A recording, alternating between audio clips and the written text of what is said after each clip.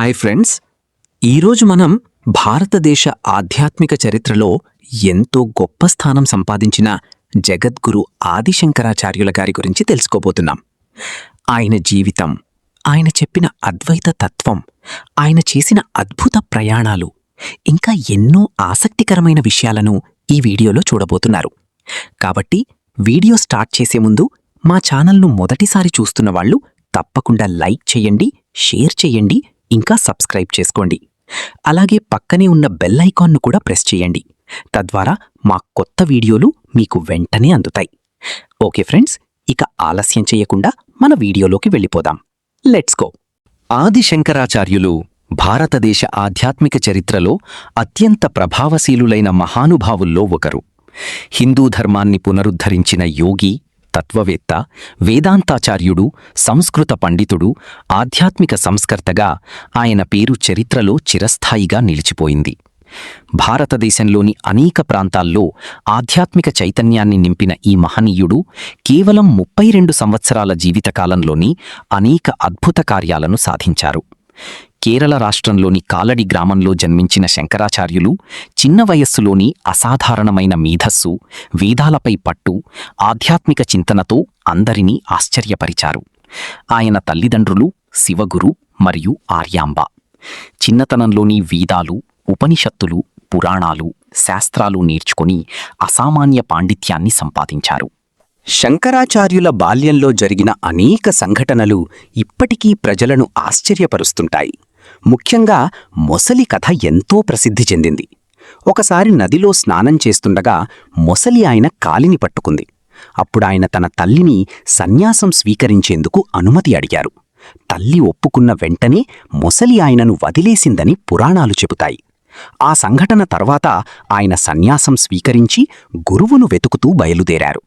అనంతరం ఆయన గోవింద భగవత్పాదుల శిష్యుడిగా చేరి అద్వైత వేదాంత తత్వాన్ని లోతుగా అభ్యసించారు.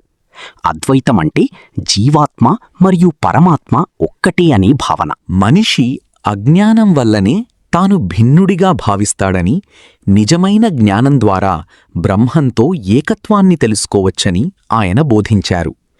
ఈ సిద్ధాంతం భారతీయ తత్వశాస్త్ర చరిత్రలో మహత్తర విప్లవాన్ని సృష్టించింది. ఆయన రచించిన భాష్యాలు, స్తోత్రాలు, వేదాంత గ్రంథాలు ఇప్పటికీ కోట్లాది మందికి మార్గదర్శకంగా ఉన్నాయి. బ్రహ్మసూత్ర భాష్యం, భగవద్గీత భాష్యం, ఉపనిషద్ భాష్యాలు ఆయన అత్యంత ప్రసిద్ధ రచనలు. అదేవిధంగా భజగోవిందం, నిర్వాణ షట్కం, సౌందర్యలహరి వంటి స్తోత్రాలు భక్తి మరియు తత్వజ్ఞానానికి అద్భుత సమ్మేళనం. భారతదేశంలోని 4 మూలల్లో ఆయన స్థాపించిన పీఠాలు కూడా విశేష ప్రాముఖ్యత కలిగినవి. ఉత్తరంలో జ్యోతిర్మఠం, దక్షిణంలో శృంగేరీ పీఠం, పశ్చిమంలో ద్వారకాపీఠం, తూర్పున పూరీ గోవర్ధన పీఠం స్థాపించి హిందూ ధర్మానికి బలమైన పునాది వేశారు. ఆయన దేశమంతా పాదయాత్ర చేసి వివిధ మత పండితులతో తాత్విక చర్చలు జరిపి అద్వైత సిద్ధాంతాన్ని స్థాపించారు. మండనమిశ్రుడితో జరిగిన వాదవివాదం ఎంతో ప్రసిద్ధి చెందింది. ఆ చర్చలో మండనమిశ్రుడు ఓడిపోయి అనంతరం శంకరాచార్యుల శిష్యుడిగా సురేశ్వరాచార్యుడిగా మారినట్లు కథలు చెబుతాయి. శంకరాచార్యుల జీవితంలో అనేక రహస్యాలు మరియు ఆధ్యాత్మిక విశేషాలు ఉన్నాయి. కొందరు ఆయనను శివుని అవతారంగా భావిస్తారు. ఆయన రచనలలో కనిపించే జ్ఞానం, లోతైన తత్వం, భక్తిభావం చూస్తే అది సాధారణ మానవుని సామర్థ్యానికి మించినదిగా అనిపిస్తుంది. ఆయన హిమాలయ ప్రాంతాల్లో తీవ్రమైన తపస్సు చేసినట్లు పురాణాలు చెబుతాయి. కేదార్నాథ్ ప్రాంతంలో ఆయన చివరి దశ గడిపారని, అక్కడే బ్రహ్మలీనమయ్యారని విశ్వసిస్తారు. శంకరాచార్యులు కేవలం మతగురువే కాదు, ఒక గొప్ప సంస్కర్త కూడా. సమాజంలో విభజనలను తొలగించి వేదధర్మాన్ని పునరుద్ధరించి భక్తి మరియు జ్ఞాన మార్గాలను సమన్వయం చేశారు. ఆయన స్థాపించిన షణ్మత సిద్ధాంతం ద్వారా శైవం, వైష్ణవం, శాక్తం, గాణపత్యం, సౌరం, కౌమారం వంటి 6 ప్రధాన ఆరాధనా మార్గాలను సమానంగా గౌరవించారు. దీనివల్ల హిందూ సమాజంలో ఐక్యత పెరిగింది. ఆయన తత్వం కేవలం భారతదేశానికే పరిమితం కాలేదు. ప్రపంచవ్యాప్తంగా అనేక తత్వవేత్తలు, ఆధ్యాత్మిక సాధకులు ఆయన ఆలోచనలను అధ్యయనం చేస్తున్నారు. అద్వైత వేదాంతం పాశ్చాత్య తత్వశాస్త్రాలపై కూడా ప్రభావం చూపింది. ఆధునిక కాలంలో కూడా శంకరాచార్యుల బోధనలు ఎంతో ప్రాసంగికంగా ఉన్నాయి. మనిషి అంతరంగ శాంతిని పొందేందుకు ఆత్మజ్ఞానం అవసరమని ఆయన బోధించారు. భౌతిక ప్రపంచంలో చిక్కుకుపోయిన మనిషికి ఆధ్యాత్మిక దిశను చూపించిన మహాగురువుగా ఆయన నిలిచారు. ఆయన రచనలు చదివితే జీవితం యొక్క అసలు అర్థం, ఆత్మస్వరూపం, బ్రహ్మజ్ఞానం గురించి లోతైన అవగాహన కలుగుతుంది. భజగోవిందంలో ఆయన చెప్పిన సందేశం ఇప్పటికీ కోట్లాది మందిని ప్రభావితం చేస్తోంది.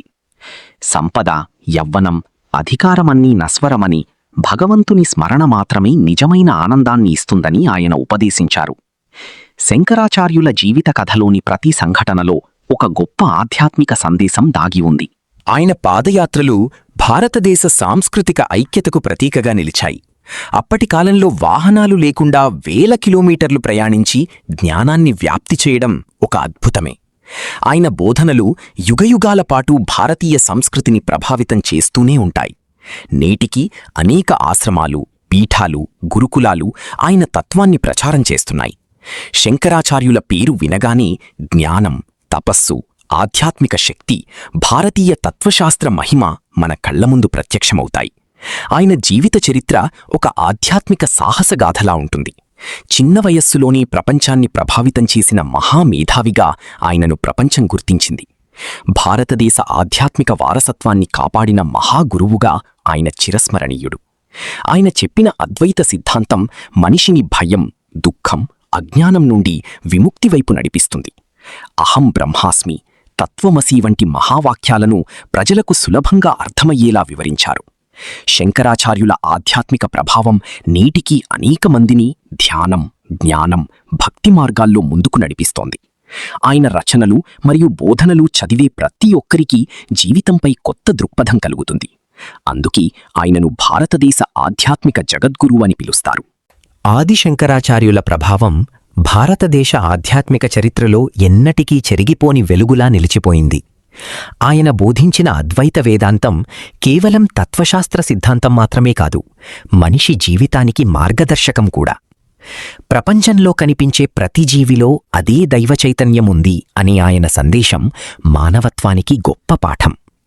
ఆయన రాసిన స్తోత్రాలు ఇప్పటికీ దేవాలయాల్లో, ఆశ్రమాల్లో, ఇళ్లల్లో భక్తితో పారాయణం చేయబడుతున్నాయి.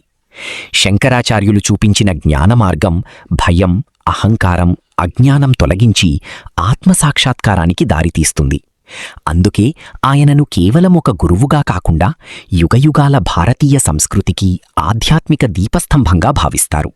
ఇలాంటి ఆసక్తికరమైన వీడియోలు ఇంకా చూడాలనుకుంటే మా వరుణ్ ప్రైమ్ ఏఐ క్రియేషన్స్ ఛానల్ను తప్పకుండా సబ్స్క్రైబ్ చేసుకోండి. అలాగే మా ఇన్స్టాగ్రామ్ పేజీని కూడా ఫాలో అవ్వండి. ఇంకా ఈ వీడియోతో నేను సెలవు తీసుకుంటున్నాను. మళ్ళీ కొత్త వీడియోతో మీ ముందుకొస్తాను. అంతవరకు జాగ్రత్త. Bye bye.